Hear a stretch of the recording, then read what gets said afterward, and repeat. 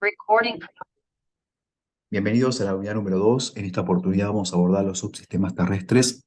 Cada uno de los subsistemas está formado por la geósfera, la hidrósfera y la atmósfera. Vamos a visualizar en esta clase grabada los aspectos centrales que coexisten y se interrelacionan para el desarrollo de diferentes formas de vida que comúnmente conocemos. Para ello, en la segunda diapositiva, vamos a ver cómo cada una de estas capas mencionadas con anterioridad, la hidrósfera, la atmósfera y la geósfera, se interrelacionan entre sí para poder constituir una capa fundamental que se denomina biosfera. Pero ¿qué pasa con las capas anteriormente mencionadas? Es decir, ¿cuál es la función fundamental que cada una de ellas cumple para el desarrollo e interrelación de esta tercera y cuarta capa llamada biosfera? La geósfera es la parte sólida de la Tierra, está formada por los continentes, también por los fondos de los mares y también debajo de ello encontramos a las plataformas continentales. No solamente es la corteza continental, sino también la corteza oceánica, donde podemos visualizar los grandes movimientos telúricos o las diferentes geoformas que pueden originar tanto los diferentes o diversos paisajes o relieves como se pueden observar en la corteza continental y en la corteza oceánica. Mientras que la hidrósfera es la capa acuosa que forma el 70% aproximadamente de la superficie terrestre, se consideran justamente parte de la hidrósfera los océanos, los mares, los ríos, los lagos, las aguas subterráneas, los hielos de los polos, los cuales permiten de una forma u otra que se constituya a partir de la formación de las precipitaciones estos diferentes canales por los cuales se transporta el agua. De una forma u otra también permite variar la temperatura y las diferentes variaciones de los climas y también de los tiempos. Y por último, la atmósfera es la capa gaseosa del planeta Tierra, formada por diferentes gases. Entre ellos encontramos al oxígeno, al dióxido de carbono, al vapor de agua, al argón, y estos gases interactúan entre sí formando una capa protectora que actúa como blindaje natural para poder apaciguar los rayos ultravioletas o los fotones que emana el Sol como estrella de nuestro sistema solar.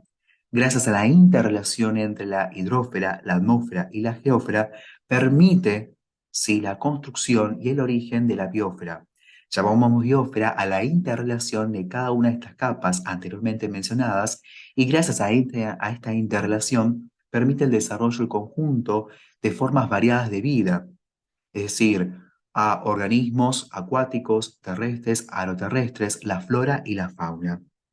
Vamos específicamente abordar ahora las características más importantes de la geósfera. La geósfera, como dijimos, es la parte sólida de la Tierra donde ocurren muchísimos eventos telúricos, como por ejemplo terremotos, ¿sí? Como diversos fenómenos naturales que atestiguan la gran diversidad de paisajes que comúnmente podemos visualizar con nuestros propios ojos. Para ello, la ciencia que estudia se llama geología. La geología es una ciencia que se encarga específicamente de estudiar la composición del planeta Tierra. Pero esta composición del planeta Tierra se puede visualizar desde sus propiedades, desde su propia historia, desde el aspecto físico, como también de la gran diversidad de formas de vida, geológicas y biológicas, que pueden coexistir. Como la geología es una ciencia, necesita de otras ciencias auxiliares para poder nutrir su campo de conocimiento.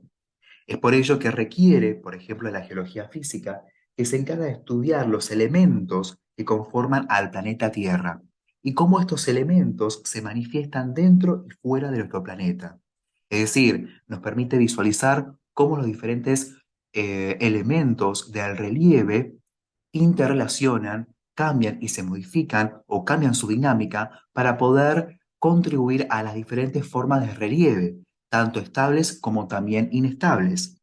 En cambio, la geología histórica estudia la evolución y el origen de la Tierra, es decir, que intenta datar información cronológica acerca de los eventos geológicos y biológicos que ha tenido la Tierra desde sus orígenes hasta la actualidad.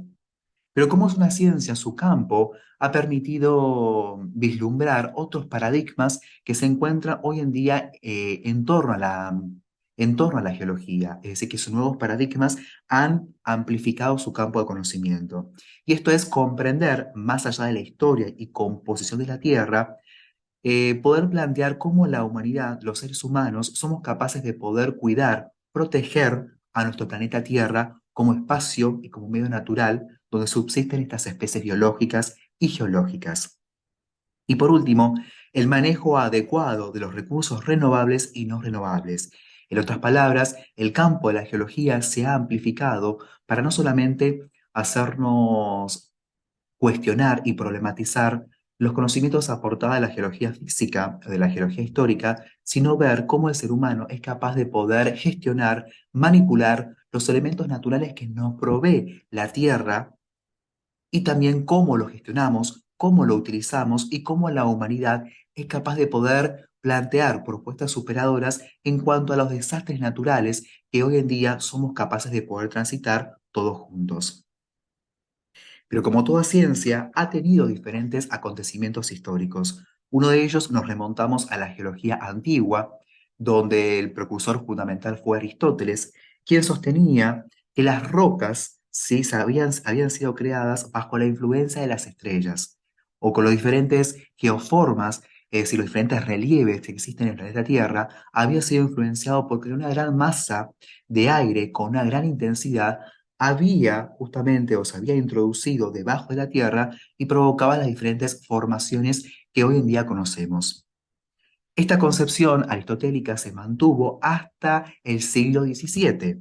¿Qué pasa en la geología moderna del siglo XVII al siglo XVIII? Una visión nueva comienza a surgir que se denomina catastrofismo, cuyos propulsores fueron Cuvier y también Ussuer. Sostenían justamente que los diferentes catástrofes naturales provocaban las diversas formas de relieve, o las diversas formas geoformas o las diferentes formas geofísicas que hoy en día conocemos. Esta concepción, justamente asentada por la Iglesia Católica, dado que Cuvier y Ussuer fundamentaban sus postulados a partir de las influencias católicas e influencias de la Biblia, ya que luego de que la Tierra pudiera transitar estos eventos naturales, llamados desastres o catástrofes, los nuevos lugares eran habitados por nuevas especies que Dios había creado para tales lugares y para tales adaptaciones. Ya en el siglo XIX, en el siglo XX, las concepciones de aristotélicas y las concepciones del catastrofismo propuestos por Cuvier habían sido desacatadas, es decir, habían sido descartadas, dado que Hutton, médico francés, lo tenemos justamente visualizado aquí, de corbata de color negra y un saco de color oscuro, porque es importante poder visualizar las caras de cada uno de estos pensadores, propuso una teoría distinta llamada uniformismo, la cual establece que las leyes físicas, químicas y biológicas datan los acontecimientos del presente, los cuales son indicadores para comprender el pasado. En otras palabras, los procesos actuales son consecuencias de la historia geológica antigua. Este principio llamado uniformismo se basa en tres principios fundamentales.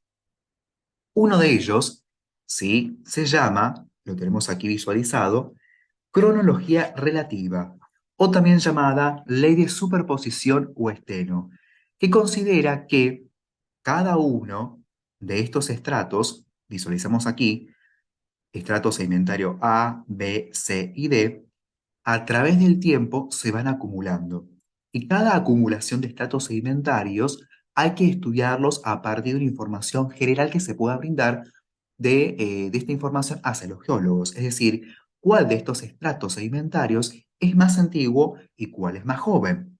Si nosotros visualizamos del A al D, vamos a ver que cada estrato sedimentario, basamento, luego estrato 1, estrato 2 y estrato 3, cada uno de estos estratos tiene una determinada antigüedad. Los geólogos, a partir de esta ley de superposición, consideran que el basamento, sí, de color marrón claro, es más antiguo respecto al estrato 1. El estrato 1 es más antiguo con respecto al estrato 2. Y el estrato 3, que es el más joven, ¿sí?, es el más joven y el reciente con respecto al estrato 2, 1 y el basamento. En otras palabras, es decir, la última capa que se formó va a ser el estrato más joven respecto a los anteriores. El segundo, ¿sí? El segundo